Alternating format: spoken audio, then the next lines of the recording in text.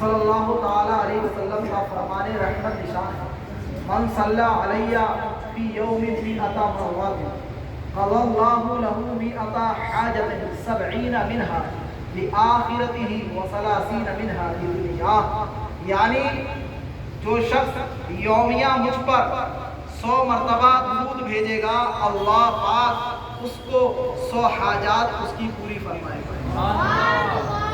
ان میں سے 70 آخرت کی اور 30 دنیا کی ہوں گی۔ صلو علی الحبیب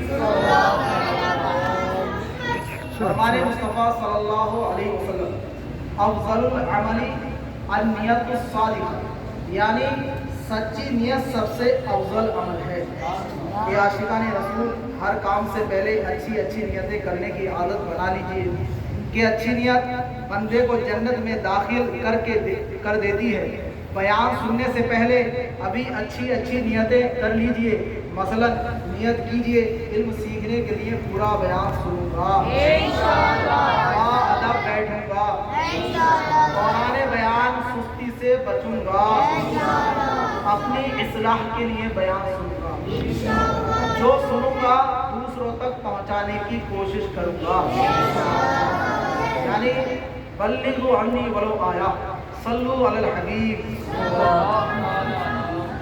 سب سے آخری جنتی صحابی رسول حضرت ابو امامہ رضی اللہ تعالی عنہ سے روایت ہے کہ غیب جاننے والے آخری نبی رسول ہاشمی مکی مدنی محمد عربی صلی اللہ تعالی علیہ وسلم نے فرمایا، وہ شخص جو سب سے آخر میں جنت میں جائے گا وہ پل صراط پر پیٹ کے بل گھسٹ رہا ہوگا، جیسے والد اپنے بیٹے کو مارے تو بیٹا چھٹکارا پا کر بھاگنے کی کوشش کرتا ہے، اس شخص کی بھی ایسی ہی حالت ہوگی، اس کے اعمال اس لائق نہ ہوں گے کہ وہ اسے پل صراط پار کرا سکیں، وہ گناہگار جہنم کی پشت پر رکھے اندھیرے میں ڈوبے ہوئے تلوار سے تیز اور بال سے زیادہ باریک پل صراط پر گھسٹتے ہوئے اپنے رب کریم کو پکار کر کہے گا، یا ربی بلغنی،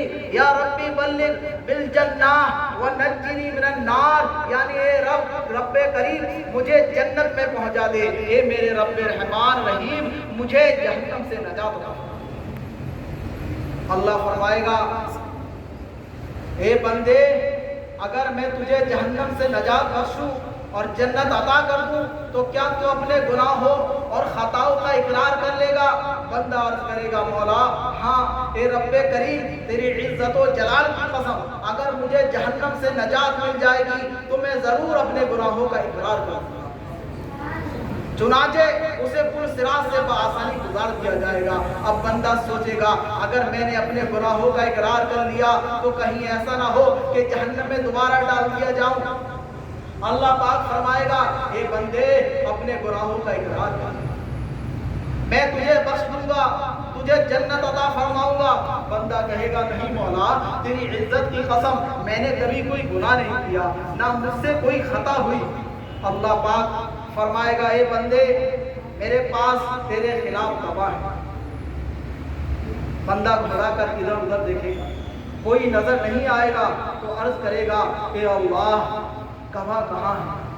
اب اللہ پاک کے حکم سے اس کی جلد، اس کی باڈی اسکن بولے گی اور اس کے تمام صغیرہ گناہ بیان کر دے گی۔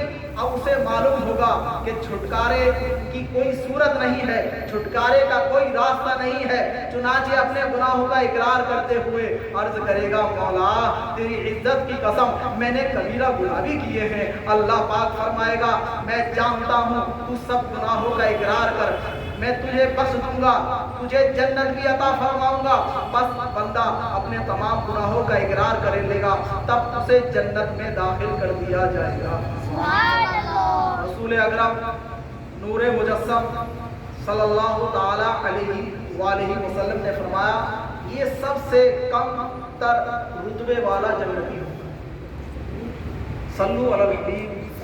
عاشقان رسول اس گناہگار کو رب کریم بخش دے گا، گناہوں کے باوجود جنت میں داخلہ عطا فرمائے گا۔ یہ اس کی رحمت ہے، مگر غور کیجئے معاملہ کتنا دشوار ہے۔ روز قیامت بہانے نہ چلے گی، آج تو زبان چلا کر دوسروں کی آنکھوں میں دھول جھونک کر الٹے پلٹے بہانے بنا کر دل بہلا لیتے ہیں، خود کو جھوٹی تسلی دیتے رہتے ہیں، مگر روز قیامت جب رب قہار جل جلالہ و عما نوالہ کے حضور حاضری ہوگی، گناہوں سے لکھڑا ہوا سیاہ اعمال نامہ ہاتھ میں تھما دیا جائے گا، اس وقت انکار کی کوئی صورت نہ رہے گی۔ ہمارے اپنے ہی اعضاء، ہمارے ہاتھ، ہمارے پاؤں، ہماری زبان، ہماری کھال ہمارے خلاف گواہی دے رہی ہوگی، اس صورت میں نجات پانا انتہائی دشوار ہوگا۔ یقیناً قابل رشک وہی ہے جسے اللہ پاک اپنی رحمت سے جنت میں داخلہ نصیب فرما دے گا۔ نجات پانے والا قابل رشک ہے۔ حضرت امام حسن بصری رحمت اللہ تعالی علیہ فرماتے ہیں، تعجب ہے اس بات پر، تعجب اس بات پر نہیں ہے کہ ہلاک ہونے والا ہلاک کیسے ہوا، تعجب تو اس بات پر ہے کہ نجات پانے والے نے نجات کیسے پائی۔ یعنی روز قیامت حساب و کتاب کا معاملہ ایسا سخت اور دشوار ہوگا، اس میں ناکام ہو کر جہنم کا حقدار بن جانا بہت آسان سی بات ہے، مگر نجات پا کر جنت کا حقدار بننا انتہائی دشوار ہے۔ لہذا حیرت اس بات پر نہیں کہ جہنم میں جانے والا جہنم میں کیسے چلا گیا، حیرت تو اس بات پر ہے کہ حساب کتاب سے نجات پانے والا کو نجات کیسے مل گئی۔ قیامت کا ہوش ربا منظر۔ پیارے اسلامی بھائیوں، یہ عاشقان رسول، ہم دنیا میں تو آ گئے مگر اب نجات کیسے ہوگی، ایک ایک عمل کا حساب کیسے دے پائیں گے۔ ہمارے اعمال نامہ، ہمارا اعمال نامہ ہمارے ہاتھ میں تھما دیا جائے گا، ہمارا ہر چھوٹے سے چھوٹا بڑے سے بڑا عمل اعمال نامے میں درج ہوگا۔ مجرم پکاریں گے، کیا پکاریں گے؟ ترجمہ کنز الایمان، اے کاش مجھے میرا نامہ اعمال نہ دیا جاتا اور میں نہ جانتا کہ میرا حساب کیا ہے، اے کاش دنیا کی موت میرا کام تمام کر دیا، میرا کام تمام کرنے والی ہوتی، میرا اعمال میرا کچھ کام نہ آیا، میرا مال میرے کچھ کام نہ آیا، میرا سب زور جاتا رہا۔ روز قیامت کیا جواب دیں گے عاشقان رسول؟ غور فرمائیے، اس روز ہم کیسے حساب دے پائیں گے؟ مگر افسوس ہم نہیں ڈرتے، سستی کرتے ہیں، غفلت میں پڑے رہتے ہیں، مال و دولت کی حرص، دنیاوی عہدوں کی طلب اور نفس و شیطان کے بہکاوے میں آ کر آخرت کو بھولتے ہیں اور گناہوں میں پڑتے ہیں، بلکہ برائیوں پر اڑے رہتے ہیں، توبہ سے بھاگتے ہیں، لوگوں سے بھلے ہی شرمائیں گے مگر رب رحمان سے حیا نہیں کرتے، رات کے اندھیرے میں بند کمرے میں چھپ کر گناہوں کا بازار گرم کرتے ہیں، مگر یاد رکھیے روز قیامت ہمارا کوئی عمل چھپ نہیں پائے گا، ہر چھوٹے سے چھوٹا بڑے سے بڑا عمل ہمارے سامنے کر دیا جائے گا۔ اللہ پاک فرماتا ہے ترجمہ کنز الایمان، تو جو ایک ذرہ برابر بھلائی کرے وہ اسے دیکھے گا اور جو ایک ذرہ برابر برائی کرے وہ اسے دیکھے گا۔